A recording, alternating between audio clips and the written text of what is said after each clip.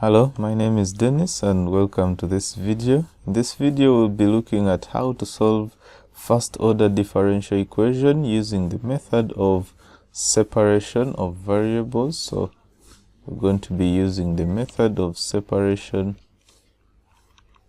of variables. Now, separation of variables is one of the basic and most important methods of solving first order differential equations. As a bonus to this course, I'll be giving you a free flowchart that I have created that helps you to solve differential equations. So according to this algorithm, every time you're solving a first order differential equation, the first question you're going to want to ask yourself is the differential equation simple separable? Now, if the differential equation is simple separable, then you go ahead and solve by separation of variables. If it is not, then you can check out the other methods which often lead you back to separation of variables. So that makes separation of variables a really very valuable way of solving first order differential equation. Now, we can use this method of separation of variables. So let's just say we use this method if the differential equation, if the differential equation is of the form,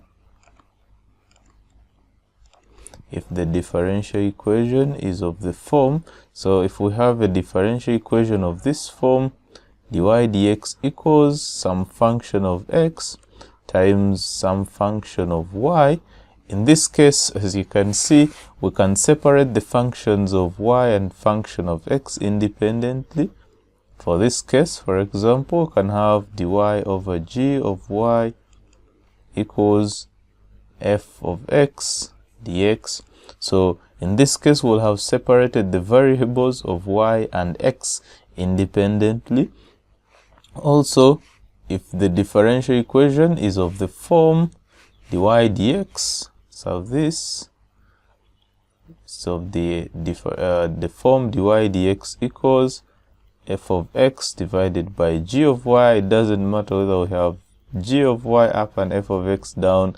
This kind of differential equation can also be solved by separating variables. In this case, we would have g of y with respect to y equals f of x with respect to x, and so on. So this is something you always have to look out for if you are to use the method of separation of variables, or something that you have to make sure your differential equation can be expressed into. So let's go ahead and look at some examples. So I'll just go ahead and write some examples. Okay, we'll begin with simpler examples as we progress. So let's begin with differential equation. Okay, let's have dy dx equals xy. So as you can see, this matches the one of the previous forms that we just defined. Let's see if we can separate the variables of y and x. In this case, I could write this as dy divided by y equals x times dx. Okay, this is good because I can separate the variables of x and y. Let's integrate both sides. So integral of 1 over y dy, this is the same as this, nothing much. Also integral of x with respect to x. So what's the integral of 1 over y with respect to y? Well, this is a standard integral. I assume for this course you already have a basic idea of what integration is. I'll leave a link in the description to have a list of formulae here from the Cambridge International Assessment. You could use this perhaps as a reference for some of the things we're going to be doing. So if I have a function natural logarithm of x, the derivative is 1 over x. So that means the integral of 1 over x is natural logarithm of x. Let me see if that's one of the standard integrals. Yes. So if you look at the if you look at the integration part, if you have a function 1 over x, then the integral is going to be natural logarithm of x. So this is a standard integral here. Okay, so make use of that. Let's go back here. So after integrating natural logarithm of 1 over y with respect to y, we'll have our answer as natural logarithm the magnitude of y, absolute of y, because natural logarithm cannot take up a negative value. Okay, if we integrate x with respect to x, we get x squared over 2. And of course, every time we integrate, I could just add a constant here, say c1, also another constant here, c2, the constant of integration. But we can take care of the constants. Let's see how. I can write this as natural logarithm of the magnitude of y, absolute of y, just to make this look better. Okay, that's it. Absolute of y equals x squared over 2 plus capital A. Notice that in this case, capital A is also another constant, c2 minus c1. So it's good practice to generalize the constants that we're dealing with.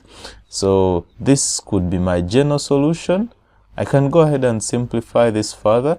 If I apply exponential on both sides, natural logarithm of absolute of y equals exponent of x squared over 2 plus a. This, of course, is y, absolute of y, that's the same as y. On the other side, we have exponent of x squared over 2 times exponent of a. So I can have y as, so exponent of a, I could call that another constant, b, and then I could have exponent x squared over 2. I think this is better. So this is my general solution to the differential equation. A lot of times students always have questions about where do we place these constants, but it really doesn't matter where you place the constant as long as you make sure your arithmetic is okay.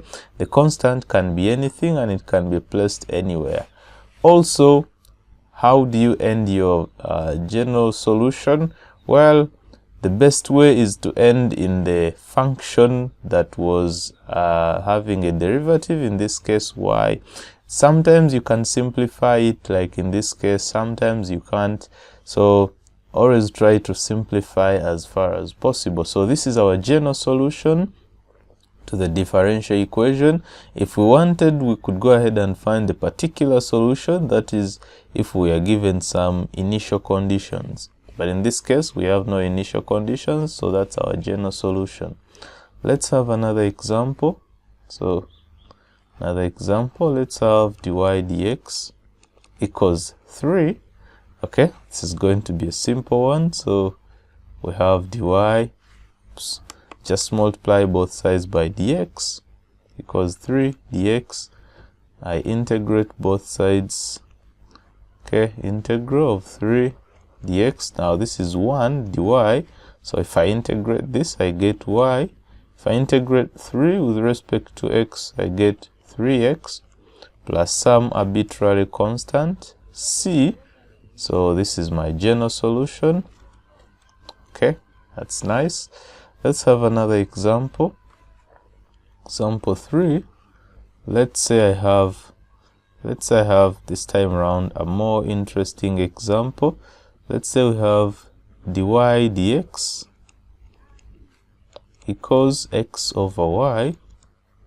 Okay, so in this case, let's multiply dx on both sides and y also on both sides. So we have y dy equals x dx. Let's integrate both sides. So y dy integral of x dx. So what's this integral? That's y squared divided by 2. What's this integral? That's x squared divided by 2. plus a constant, let's say general constant b. Notice that I only put the constant here because putting two constants would still finally come to one constant, so I just put one constant, preferably on the right hand side where there is x. We also did that in the previous example, just didn't talk about it, but same idea. So let's see, in this case we could multiply by 2, so we have y squared equals x squared plus 2b.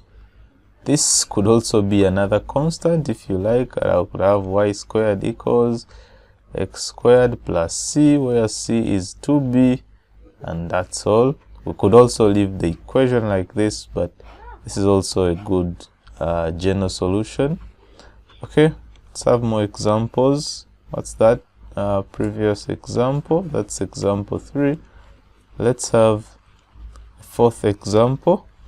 Let's have x squared dy dx equals y into y minus 1. Okay, let's separate variables here. So we have dy divided by y into y minus 1. Okay, it's a good one. Also on the other side we have dx divided by x squared. Let's take integrals on both sides. Integral of, I prefer to write this as 1 over y into y minus 1 dy. Then this side 1 over x squared dx. Now if you integrate this, you get the natural logarithm of the magnitude of y minus 1 over y. On the other side you get negative 1 over x, so plus a constant c. Let's try to take a deeper look at how we do this, just in case you know this, you could skip this part. So if we integrate 1 over y into y minus 1 dy, we'll do something called partial fractions. So we're going to use partial fractions. So I write this as 1 over y into y minus 1. So this is equivalent to a over y plus b over y minus 1. These are some arbitrary constants. So 1 over y into y minus 1 equals, equivalent to a into y minus 1 plus by divided by y into y minus 1. So this cancels with this, and I have 1 equals a into y minus 1 plus by. So from this equation, if I let y equals to 0, then I will find my value of a. So if y is 0, in that case you have 0, 0, so a will be negative 1. Also, if I let y equal to 1, in this case, so I'll have 1, a is going to be 0, this part with a, then I'll have b equals 1. So I can write all this as a over y, that's negative 1 over y, plus b over y minus 1, that's 1 over y minus 1 dy. And if I integrate this, I get natural logarithm of y. If I integrate this, I get natural logarithm of y minus 1. And this is the same as this from the laws of natural logarithms. Okay. So let's try to get rid of this and finally write our general solution.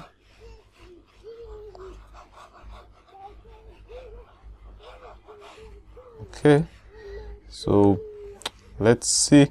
In this case, we have that natural logarithm of y minus 1 over y equals negative 1 over x plus c. Okay, that's almost enough for a general equation, but if you like, you could go ahead and take off this by putting exponents on both sides. If you put that, you'll have that equals exponent of negative 1 over x plus c.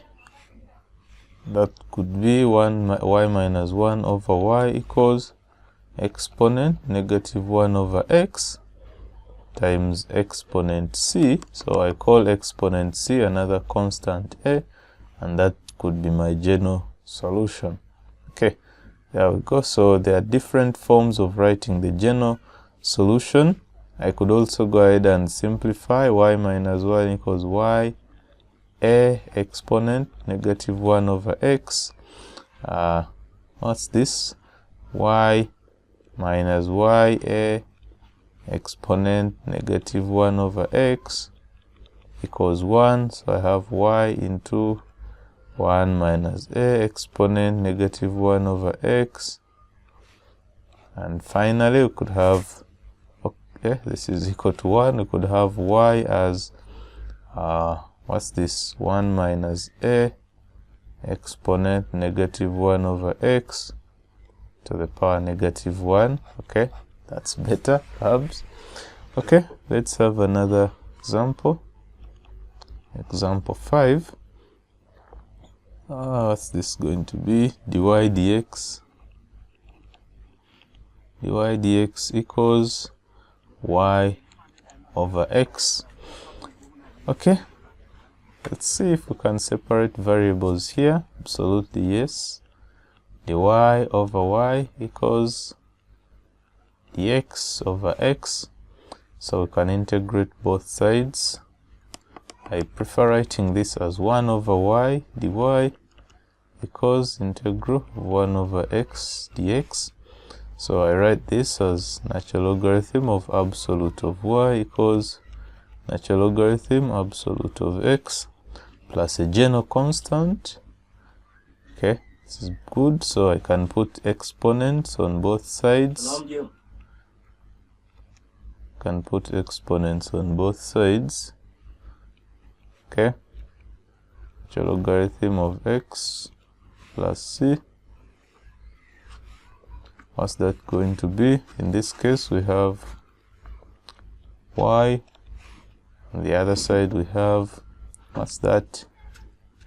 Okay, that's exponent of natural logarithm of x times exponent of c. I could write this as another constant a. So our final answer is going to be y equals exponent of that is just x, and then the constant a. So that's our general solution to this differential equation. It's nice. Let's have more examples. Example 6. Let's solve x dy dx equals tan y. What's this going to be? Okay, let's separate variables. We have dy divided by tan y. We also have dx divided by x. If we integrate both sides, so integral of tan y dy equals integral of 1 over x dx.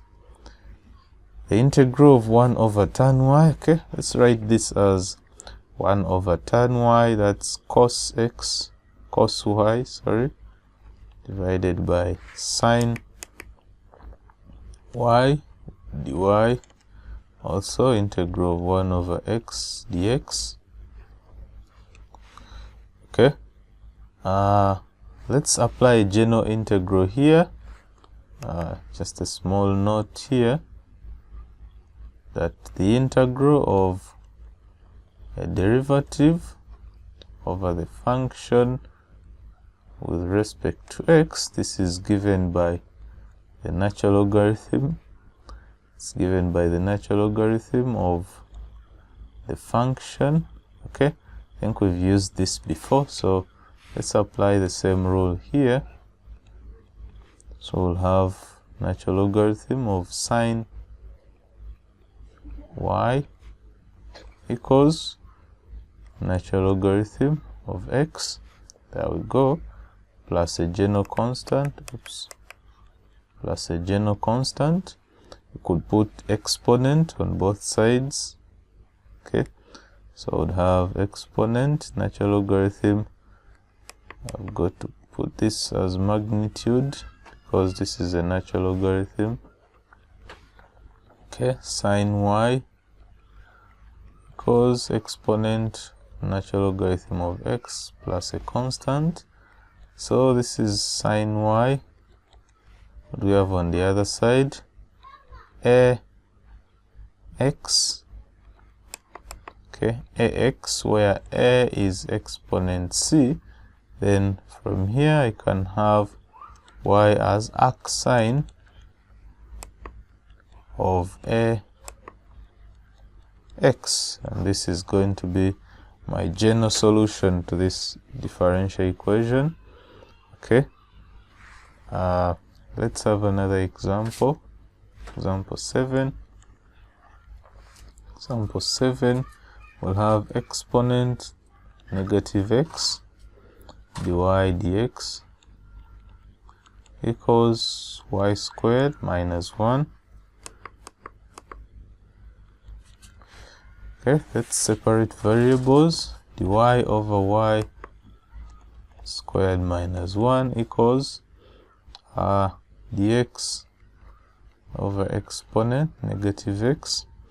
Okay, let's go ahead and do this. Integral of 1 over y squared minus 1 dy equals integral of 1 over exponent negative x dx.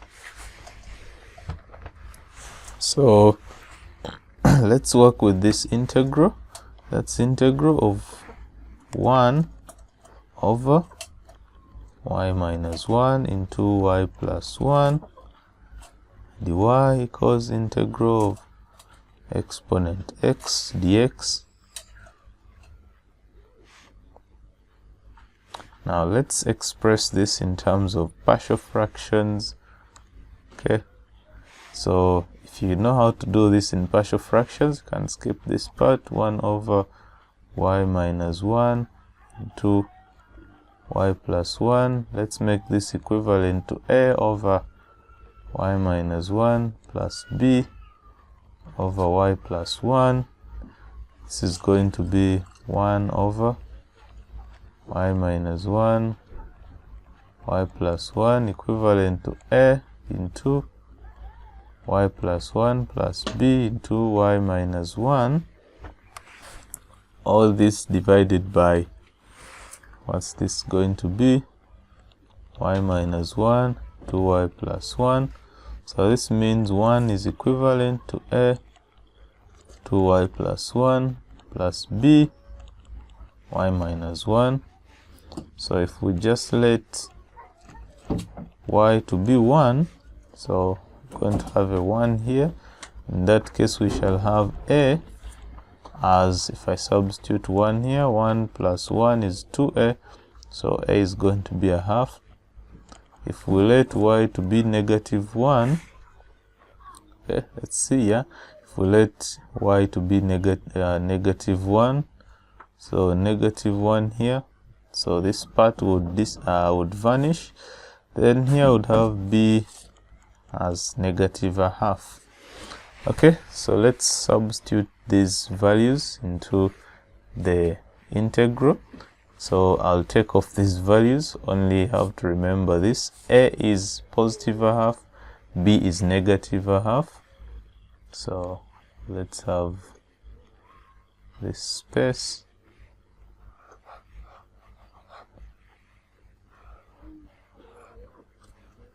Okay, nice. So let's continue. This is going to be the integral. We're looking at this integral. This is going to be the integral of a, which is a half. So I put this outside. So a is 1 over y minus 1 plus b is going to be actually negative half. So that's minus 1 over y plus 1. okay, with respect to y equals the integral of exponent x dx. If we do the integration here, we'll have a half into, this is going to be the natural logarithm of y minus 1 minus the natural logarithm of y plus 1 absolute. If we do the integral of exponent x, that's exponent x plus a general constant c. So this is a half into, let's see what this is, natural logarithm of y minus 1 over y plus 1 absolute equals exponent x plus a general constant c. So there we go, that's our general solution. We could go ahead and do some improvements, but this is already too big. Okay, so also another simple trick to finding the general solution to this, the solution to this integral. I'll just show you what this is from the general mathematical tables. Let's see. Okay, there's a list of formulas. So let's look for integrals. I think this is a perfect one. Yes, the integral of x squared minus a squared. This is similar to y squared minus 1 squared. And there you go. That's the general solution to this integral. So that could be helpful. Okay, let's go back to our workspace. Let's have another, perhaps one more example about this. So this example 8. Oops, got to use white. So let's do square root of x squared plus 1 dy dx equals x over y. Let's try to separate variables here. We'll have y dy equals x square root of x squared plus 1. Is that so? No, this is going to be division. Square root of x squared plus 1 dx. If we integrate both sides, integral of y dy equals integral of x over square root of x squared plus 1 dx. So I think this is the only complex integral here, the only complicated integral. This is not a standard integral, so just have to look for some technique of solving it. If we let's change the variable here. If we let u, if we let u to be equal to x squared plus 1, we'll have du equals 2x dx. Okay, du dx, if you like it that way, du dx is 2x, so I could write this du equals 2x dx. Also, from here, we could say, what's that? Okay, I just don't need to add anything to this because I can see the x will cancel out. So let's go ahead and substitute that here. Integral of x over, it's not a good x over square root of x squared plus 1. I'll just say square root of u times, okay, let's see, instead of dx, we'll have dx as, what's that?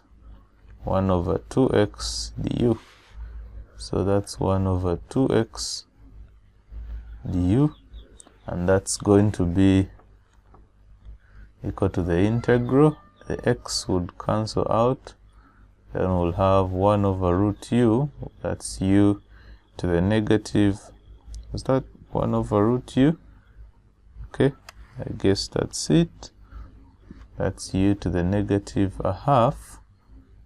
Okay, that's u to the negative a half du, and that's going to be what's that, plus 1, that's going to be a half, so that's going to be 2u to the power a half, so that's 2 root u, I guess that's it, which is 2 root of x squared plus 1. That's interesting.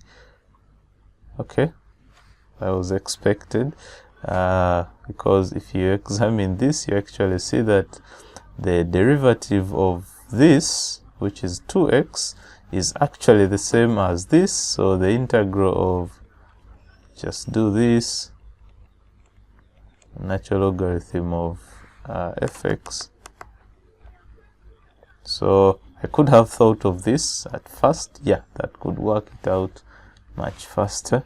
Okay, yeah, this is a standard integral. So let's do the integration now for both. So on the right hand side, the integral of y is actually y squared over 2.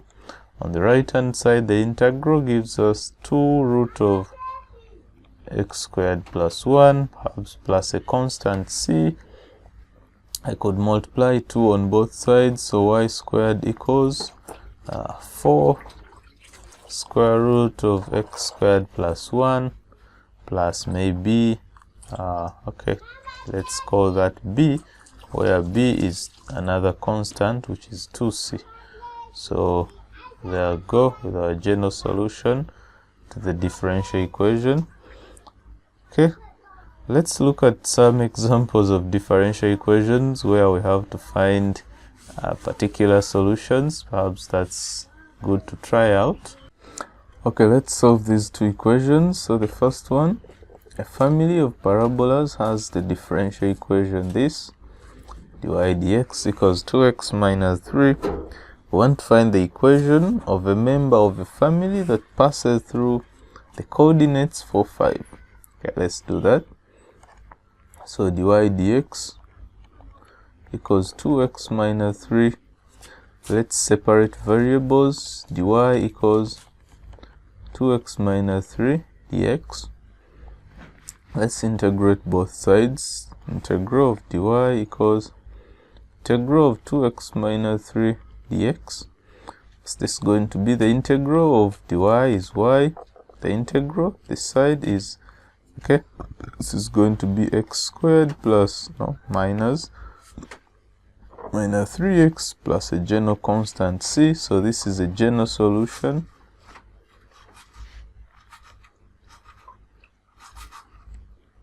It's a general solution. So let's find a particular solution subject to the initial conditions. So initial conditions given here.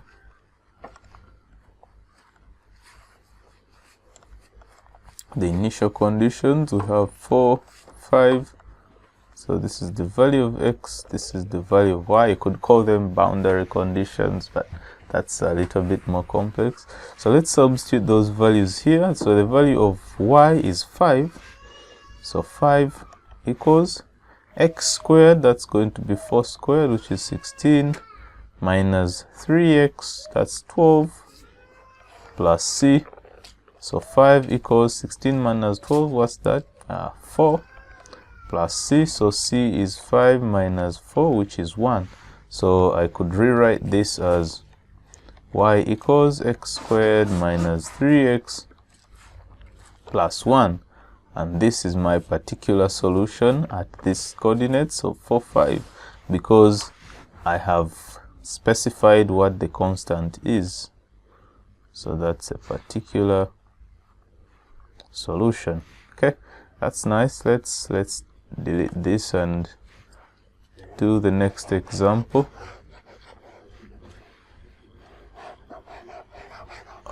In the next example, we have to find the general solution. The general solution of this differential equation. The initial condition is that when s is 0, perhaps displacement or something, t is negative 2. Okay, so let's have this. Oops, so I have okay, that's a differential equation. So we have 60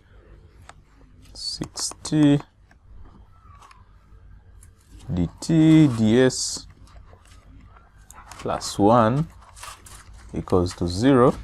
Let's see how to do this. 60 dt ds equals -1. Just take this to the other side.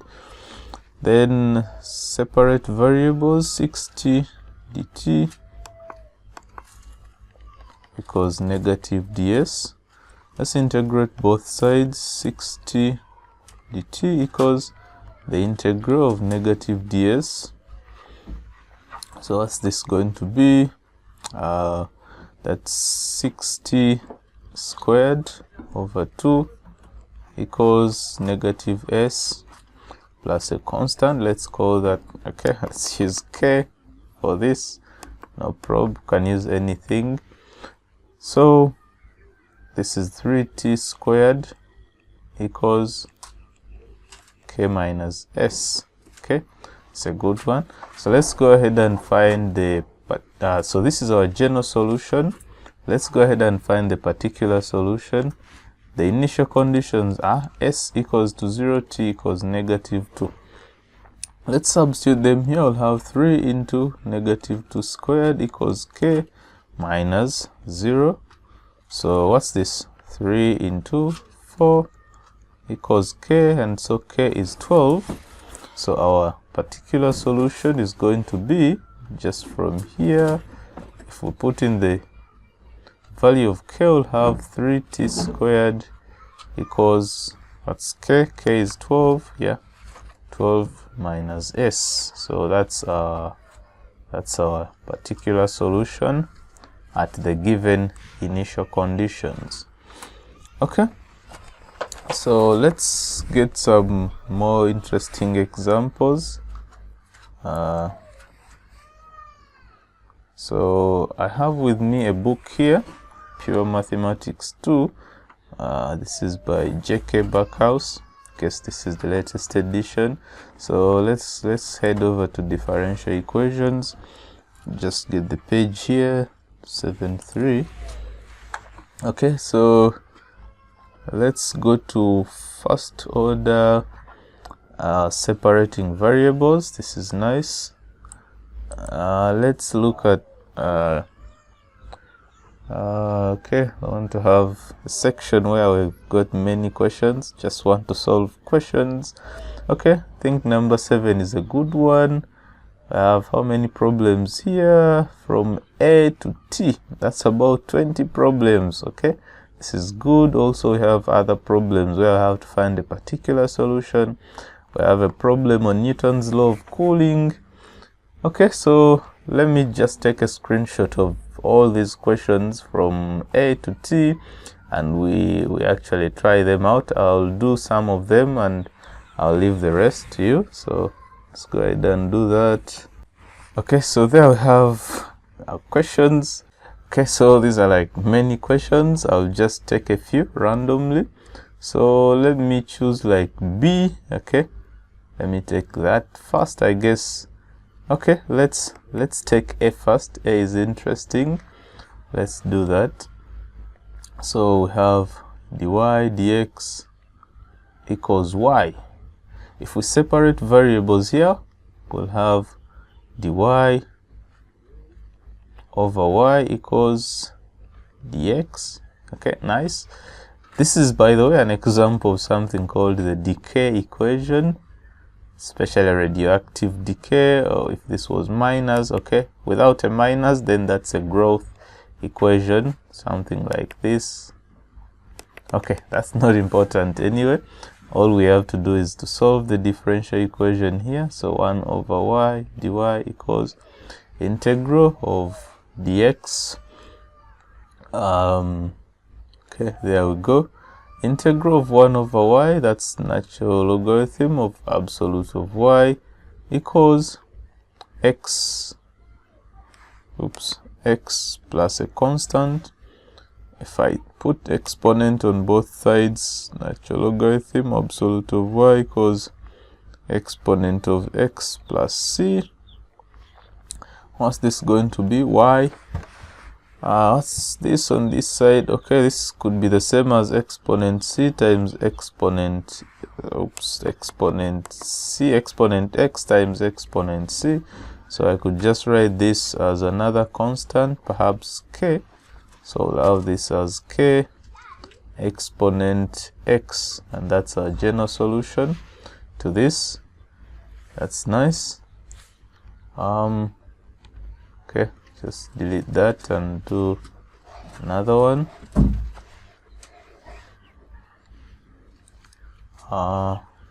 Let's do this also. That's 1 over x dy dx equals the square root of x minus 1.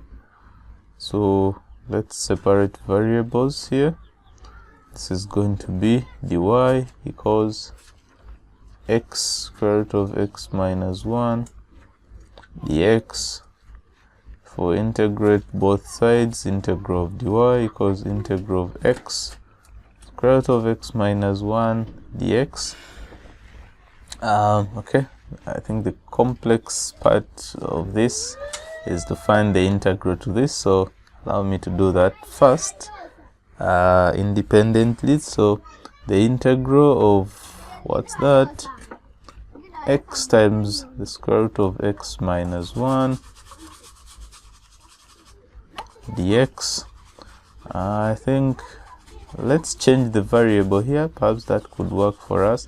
Let u equals x minus 1. In this case we have du equals dx, or du dx equals 1. So what's that going to be? It's going to become the integral. Instead of x, I want to change the variable to u, so that's u plus 1. Instead of this root of x minus 1, I'll just have root of u. Then instead of dx, I have du. Okay, almost. So this is what, u to power 3 over 2 plus u to power half du, and that's going to be what's the integral of u to power 3 over 2?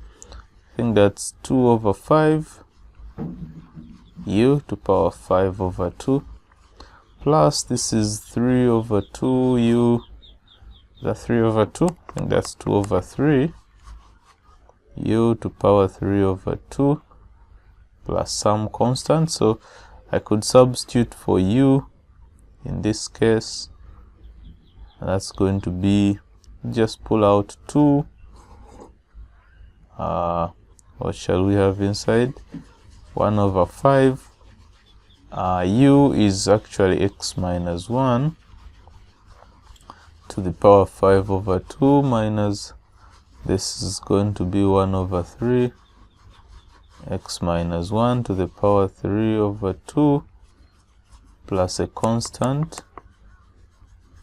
Let's call that c. So I substitute everything back here. I can continue now with this. The integral of y with respect to y, sorry, the integral of dy, that's y. Then the integral of this, just have this here, 2 into 1 over 5 of x minus 1 power 5 over 2. I could also factorize out.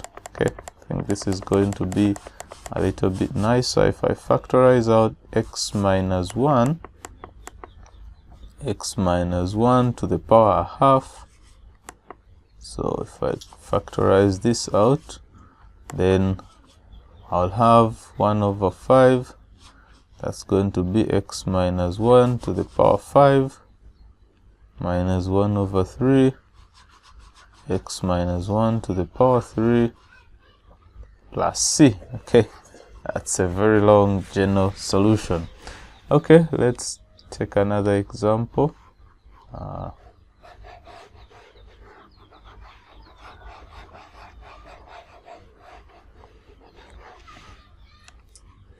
Let's take which one, perhaps, let's see. Okay, this looks interesting. Let's take k. So that's d theta dr, d theta dr equals sine theta. Okay, that's nice. So if we separate variables, have d theta dr, now d theta divided by sine theta equals, what's that? D theta over sine theta, that's equal to dr. So the integral of 1 over sine theta d theta equals the integral of dr. Let's take time to find what the integral of 1 over sine theta could be. Integral of 1 over sine theta. So, okay, let's use the t substitution. If I let t equal to tan theta over 2, then what this is supposed to be t. So dt will be, that's a half sec squared theta d theta. So we'll have dt equals a half sec squared theta is 1 plus tan squared, oh, that's theta over 2. Okay, d theta, let's substitute this into this. So we'll have integral of 1 over, by the t formula, means sine theta is actually 2t over 1 plus t squared. So I'll just do that. 1 plus, what's that going to be? That's going to be 1 plus t, no, that's 2t over 1 plus t squared. Just to save space, I write that as the integral. Okay, this is plus t squared. I'll write this as 1 plus t squared divided by 2t times, instead of having d theta, we'll just have this 2 divided by 1 plus t squared dt. Okay, that's nice because the 2 cancels, and also 1 plus t squared cancels on both sides. 1 plus t squared cancels on both sides. So let's see what we have. We have 1 over t dt, which we already know the solution, that's natural logarithm of t, and that's going to be natural logarithm of t is tan theta over 2, so that's natural logarithm of tan theta over 2. Okay, can now come back and complete my differential equation. The integral of 1 over sine theta, that's natural logarithm of tan theta over 2. The integral of dr, that's r, plus an arbitrary constant c. Okay, this is enough for my general solution. I could go ahead and eliminate the natural logarithm. Let's see if I could write tan theta over 2 equals, by putting exponents on both sides, I'll have exponent r and a, where a is exponent c. So that's good. So there we go. Let's stop at this. This is our general solution. Okay, that's an interesting one. Let's take another one.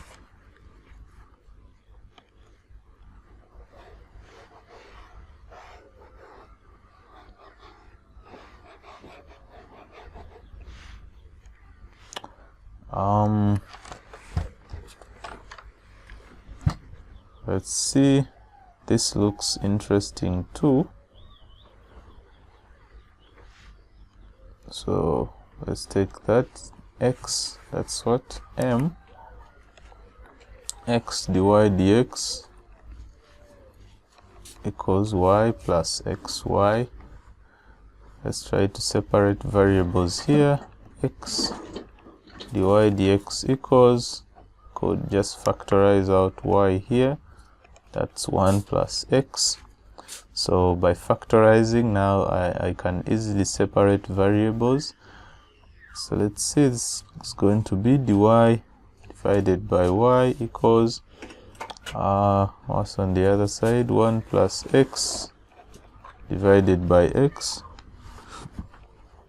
with respect to x. Okay, integrate both sides.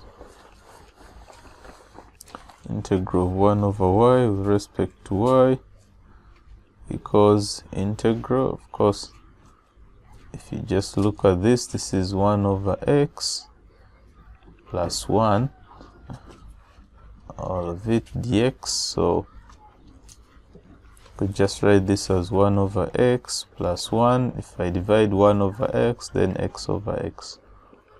There we go. So this is natural logarithm of the absolute of y equals natural logarithm the absolute of x plus c. Could take exponents on both sides if I must. So that's going to be exponent natural logarithm of y equals exponent of natural logarithm of x. Let's just do it this way, times exponent of x times exponent of c. Okay, this is going to be y equals, that's going to be x times exponent of x times k, where k is this. So we have k x exponent x. So that's y equals k x exponent x. That's our general solution to this. Let me just write that here, k x exponent x. Okay, that's nice. Let's take it off and get another example.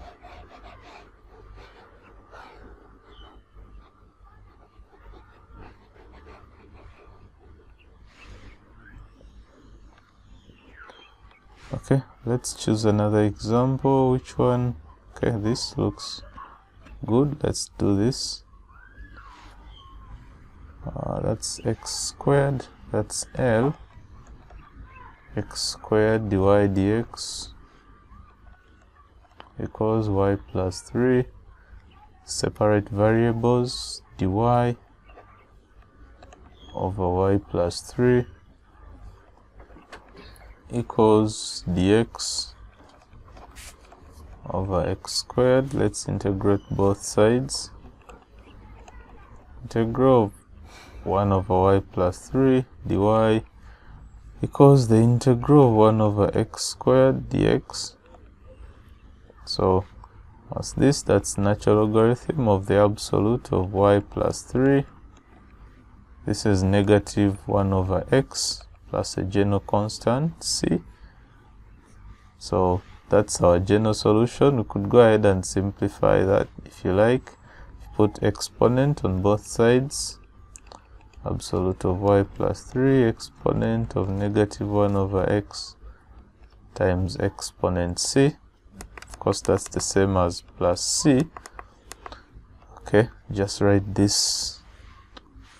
That's much easier because I can now equate this to another constant, k, and so my general solution would be y plus 3 equals k exponent negative 1 over x, which is y equals k exponent negative 1 over x minus 3. So there we go. That's our general solution. Nice. Let's take another example.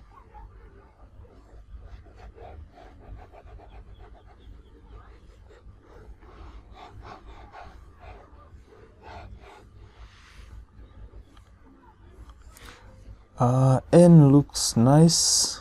Have d phi d theta, tan phi tan theta. Let's try that too. D phi d theta equals tan theta. Oh, tan phi tan theta. Okay. Since we have two functions, a function of phi and a function of theta, you can see that here we can easily separate variables. So d phi divided by tan phi equals d theta. Okay, that's going to be tan theta d theta. Can integrate both sides. 1 over tan phi d phi equals integral of tan theta d theta. So this is integral of, what's this, cos x over sine x, oh, not x, phi, that's a variable, over sine phi d phi. This is the integral of sine theta over cos theta d theta. So this is a function and its derivative, so we use the general integral, first derivative over the function. That's going to be natural logarithm of the absolute of the function. So we'll use that fact to find the integrals here and here. Okay, so let's see what we have. This is natural logarithm of the absolute of sine phi, because cos phi is the derivative of sine phi. Here we have natural logarithm of cos theta, with a negative factor here, because the derivative of cos theta is negative sine theta. So we'll put a negative here to make up for that, plus a general constant c. I could just take everything to the right, everything with a natural logarithm. So we have natural logarithm of sine phi plus natural logarithm of sine theta absolute equals c. We can combine the two by the laws of natural logarithms. That's natural logarithm of the absolute of sine phi sine phi, this is cos, sorry about that. Okay, sine phi cos theta equals c. We could put exponent on both sides and we have sine phi cos theta equals k, where k is exponent c, another constant. So there we go, that's our general solution. Let's take this off and try out perhaps another.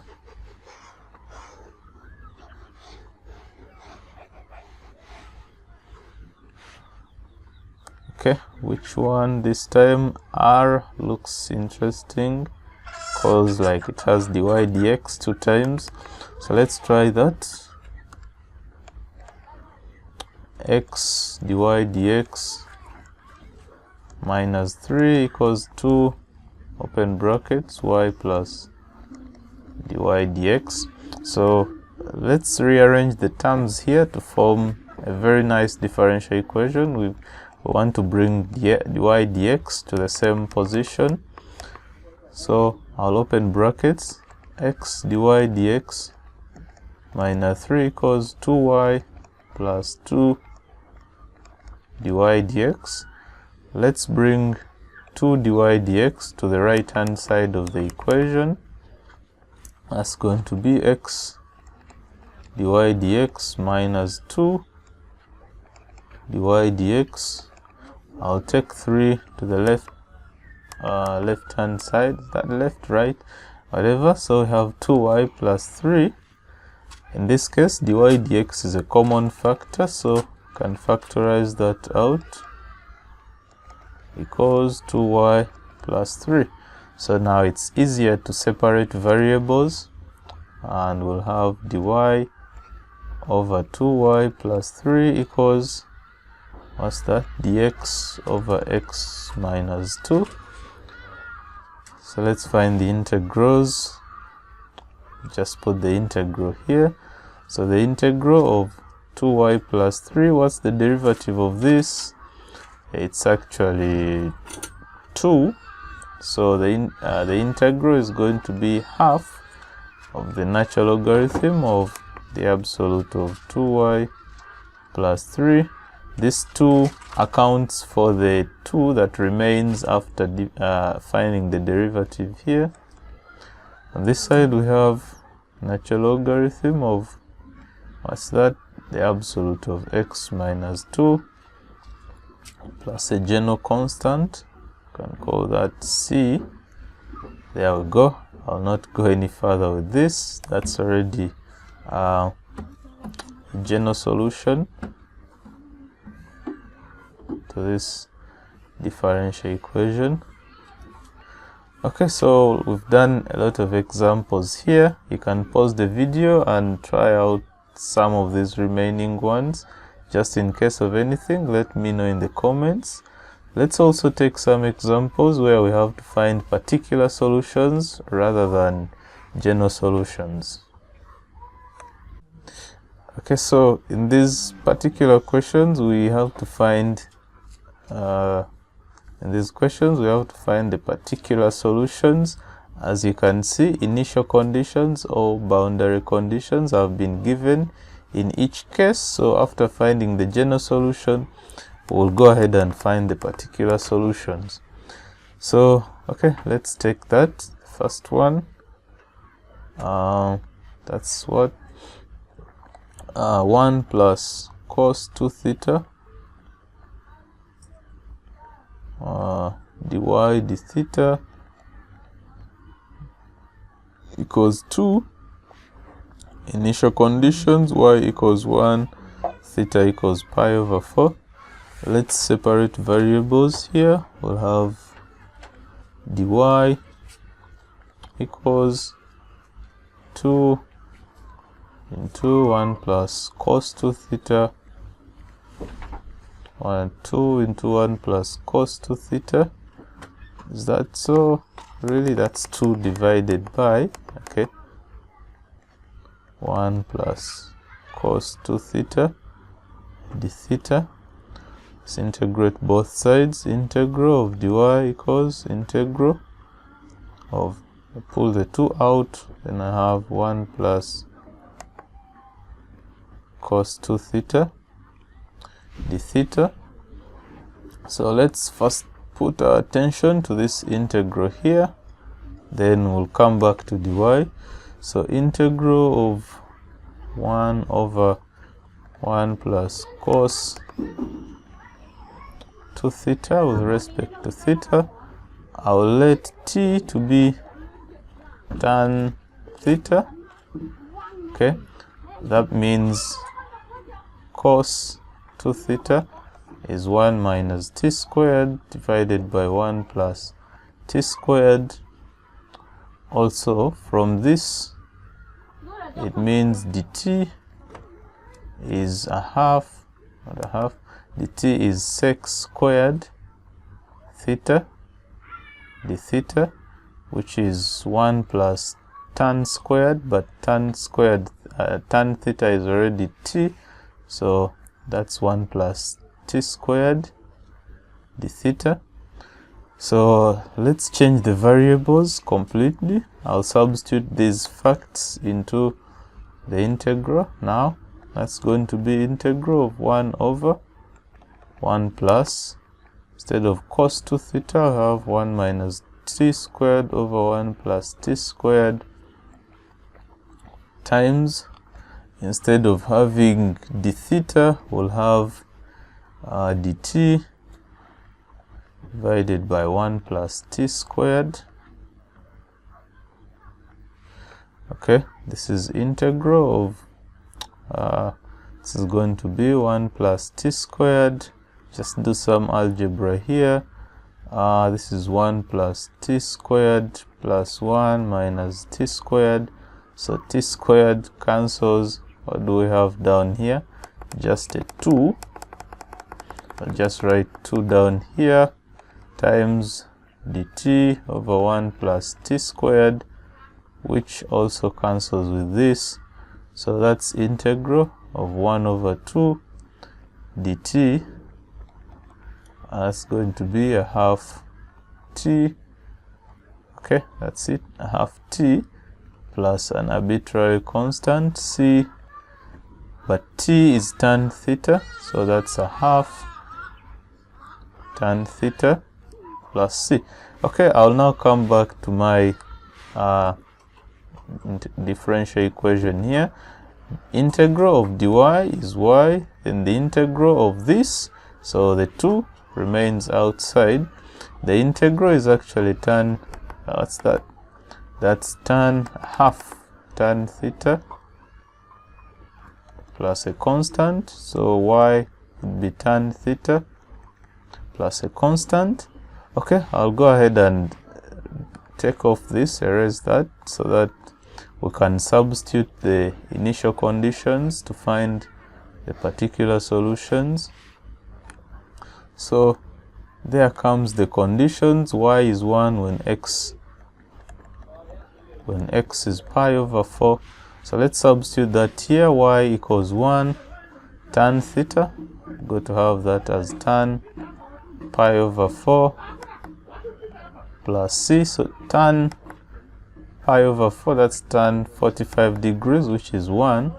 So 1 equals 1 plus c. So c equals 1. We substitute the constant, c equals 0. That's it, 1 minus 1. So let's substitute that here to find our particular solution. So the particular solution at these initial conditions is going to be y equals tan theta plus 0, which is the constant. So there we go, that's our particular solution. This is a general solution. Okay, let's have another example. I'll take off this.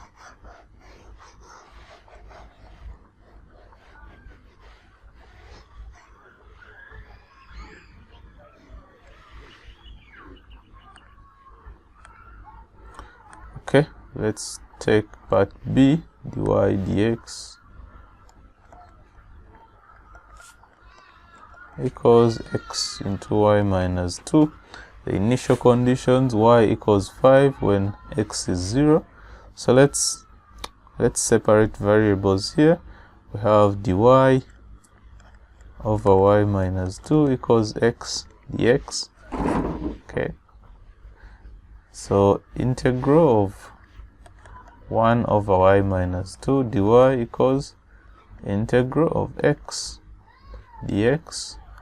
Is that so? Yes, integral of x dx.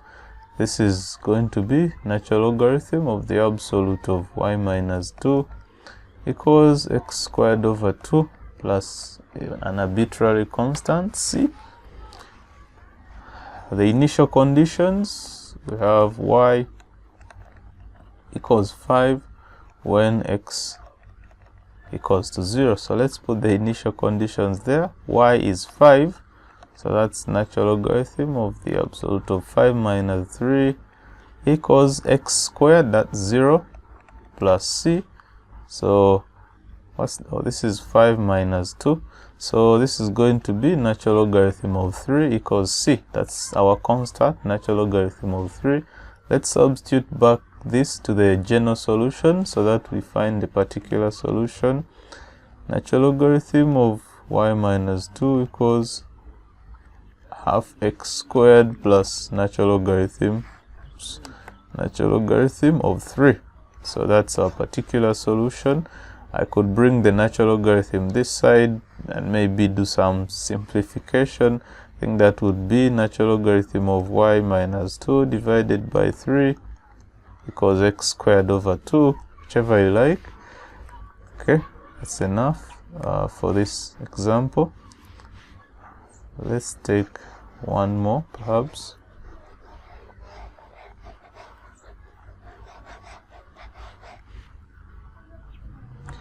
Let's take the last one. You will try this out.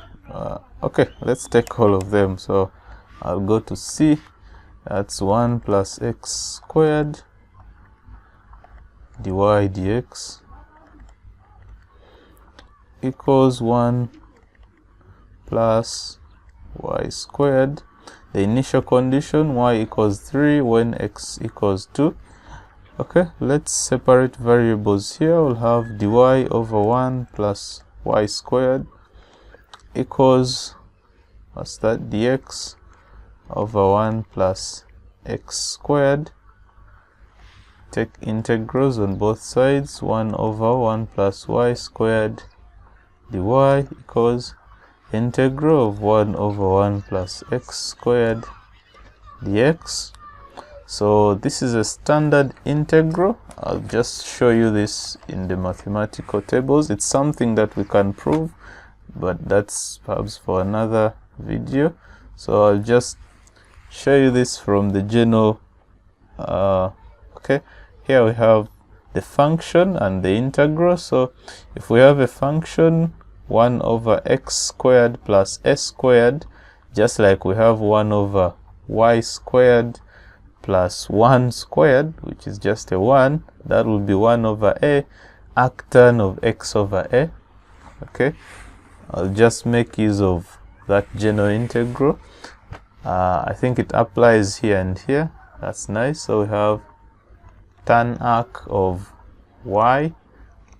This side we also have arctan of x plus a general constant.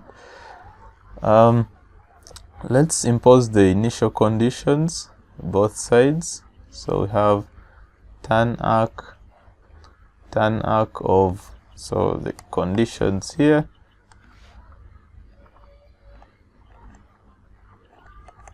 the conditions we have y equals 3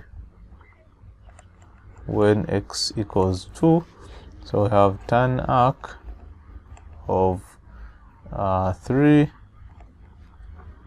equals tan arc of 2 plus c. So c is actually arctan of 3 minus arctan of 2. You can go ahead and find what that is on the calculator perhaps, and then substitute that back here. So we'll have tan arc of y equals tan arc of x plus c is going to be tan arc of 3 minus tan arc of 2. So there we go. It's an interesting particular solution for that matter. Okay, just one more left here.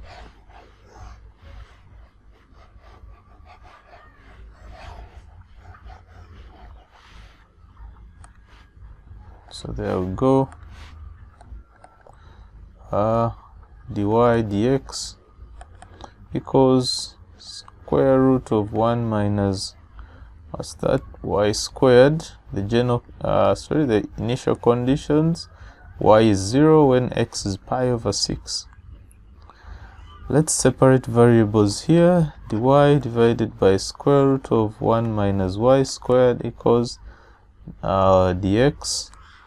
If we take integrals, integral of 1 over square root of 1 minus y squared dy equals the integral of dx. For this integral, I'll also show you a general solution to this. This is a standard integral. Square root of 1 minus y squared, take note of that. I could write this as 1 over square root of a squared, where a is a positive constant, minus y squared dy. So this is a general integral whose solution I'm going to show you. I'll leave a link to the description of this list of mathematical formulae. This is one for Cambridge International Assessment, but you can find this in any national exam table. So let's see, we have a function and its integral. Okay, we don't have such a function in this first category. Let's look out for more. Okay, we have others here. This is actually differentiation, but it could give us an insight. If we have a function like 1 over 1, which is a constant, yeah, minus x squared, the antiderivative of this would be sine arc of x. So I think that could suffice if I don't get the particular one. Okay, here it is. The function is any constant squared minus x squared. A is a positive constant, yeah, that's stated here. Then x squared, in that case the integral would be sine arc of x over a. So let's make use of that. Just delete this, it's not important. Okay, what's important here is the integral here. It's going to be arc sine of, should say y over 1, but that's the same as y, because the integral of dx is x plus a constant c. Let's impose the the initial conditions here. We have y equals to 0 when x is pi over 6. Is that so?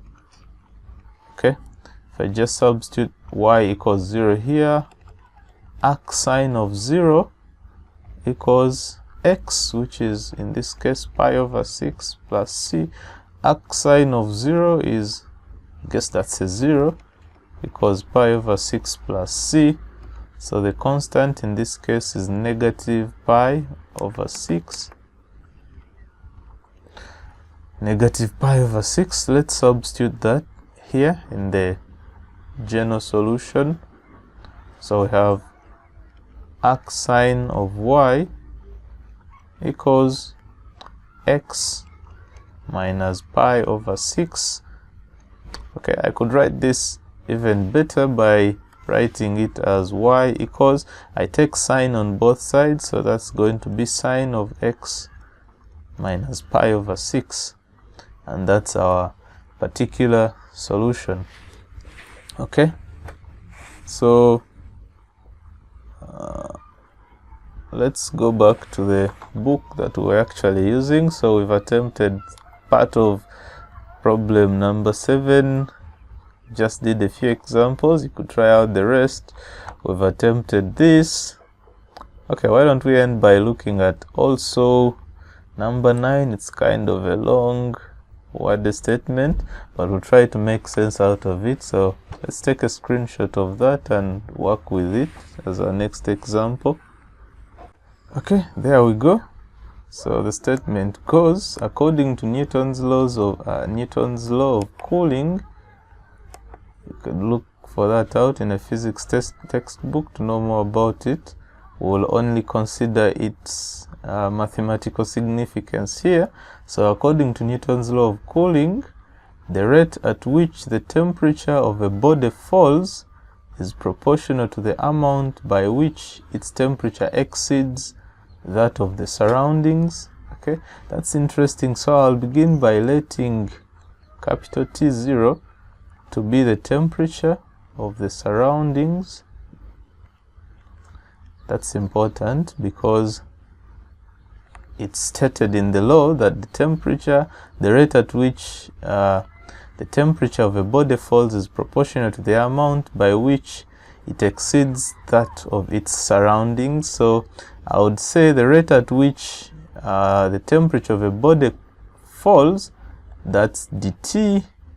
dt, capital T represents the temperature that's given in the question, and then small t represents time. So the capital T, the small t represents the rate of heat loss. To show that this is actually a decrease in temperature, I put a negative sign to show that the temperature is decreasing. So if I take a tangent anywhere across the cooling curve, that tangent must have a negative gradient. So that's negative dt dt Okay, so this is proportional to the amount by which its temperature exceeds that of the surrounding.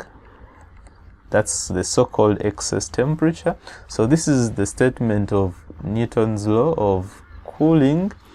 I could just get rid of the proportionality sign. If I say negative dt equals k into T minus T0. There we go. Let's try to solve this differential equation. It's going to be interesting. Now, one nice thing about this is that we can actually separate variables, T minus T naught. That's T. By the way, T naught in this case is a constant value because it's the temperature of the surroundings, which does not change. So T naught is a constant, shouldn't be a big issue. So d capital T divided by T minus T0 equals, what's that, K dt. There we go. Let's take integrals. Before that, let me just take the negative here. I think that would be nice for me. So that's 1 over T minus T naught dt equals the integral of negative K dt. Let's do the integration and see what we get. If I integrate 1 over T minus T naught, that's going to be natural logarithm of the absolute of T minus T naught. In any case, we expect the temperature of the object to be greater than the temperature of the surroundings, so I may not need to worry about the absolute. Okay, so let's just use brackets there. Just keep in mind that T is greater than T naught for this problem. Okay, like I said, T naught is a constant, T0 is a constant here. On the other side, we have negative KT. So let's take exponents on both sides. This is going to remain as T minus T0 equals, okay, I think we've got to add some constant here. Let's call that C. This is going to be negative KT plus C. Oops, there's an exponent. We have to take exponents on both sides. Negative KT, that's times exponent C. I could have just said plus C here, but I find it better to say this because I could let this now to be another constant. Say, let's call that, okay, so we have okay, we have used K already. Let's call this constant A. So we have T minus T0, oops, T minus T0 equals A times exponent negative KT. So this is our general solution for the cooling thing, for Newton's law of cooling, but we have some initial conditions. The question says, suppose the temperature of an object falls from 200 degrees to 100 degrees in 40 minutes. So that means the conditions here is that at T equals to 0, at the time we start observing this situation, the temperature capital T is actually 200 degrees. So let's make use, okay, degrees, let's make use of that. At T equals to 0, T is 200 degrees. We do not know what the temperature of the surroundings is, T naught. We're not sure what that is. Okay, so let's substitute that here. So we'll have 200 minus T naught, which is the temperature of the surrounding, equals A, which is a constant, times exponent negative KT, but you see small t is 0, so exponent 0 is actually 1. So there we go. I could just keep this equation somewhere. Let's see, suppose the temperature of an object falls from 200 to 100 degrees in 40 minutes. in a surrounding temperature of 10 degrees. Oh my god. Okay, so we have the surrounding temperature. I actually have T naught, so just substitute here T naught. That's 200 minus 10 equals to A. So I don't need to store this anywhere. I think I will get the value of A from here. So A is 190. That's the value of the constant A. So let's go ahead and put that here. So T minus T naught equals A exponent negative KT. I'll just put in all the values that I have. So T naught is 10 degrees, A is 190, then exponent negative KT.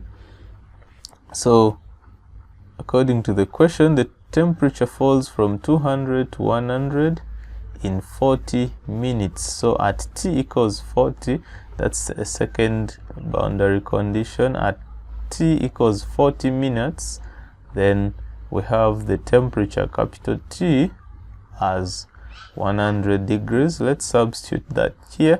So we have 100 minus 10 equals 190.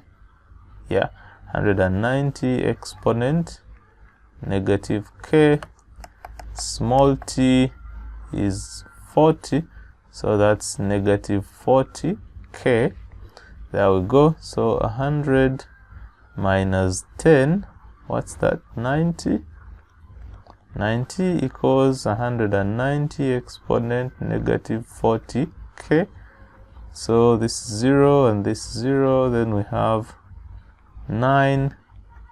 What's that? 9 divided by 19 equals exponent negative 40K. I could introduce natural logs on both sides, so we have natural log of 9 over 19 equals negative 40K. If I bring the negative sign here, that would be negative 9 over 19 equals 40K. So that this negative here could change this to 19 over 9. So that's natural logarithm of 19 over 9 equals 40K. In which case, K is going to be given by 1 over 40 natural logarithm of 19 over 9. Okay, now that I have all the constants A and K, I can substitute them back to this equation, and maybe that will prove that this is true. So let's see if I substitute. So we want to prove that the temperature of the body will be given by this equation here. So let's see what we get after doing all this. We'll have T minus 10. So T minus 10 equals A. So A, we've already got that as 190 exponent negative. So I already know the value of K. I'll just write negative K here. Then if I take 10 to the other side, I'll have T equals 10 plus 190 exponent negative KT, where K is actually this value here. So there we go. That's our solution. Okay, thanks for watching this video. In the next video, we'll look at first order exact differential equations. So that's another category of differential equation which are at first not such separable, but by doing some simple tricks we could make them separable. Okay.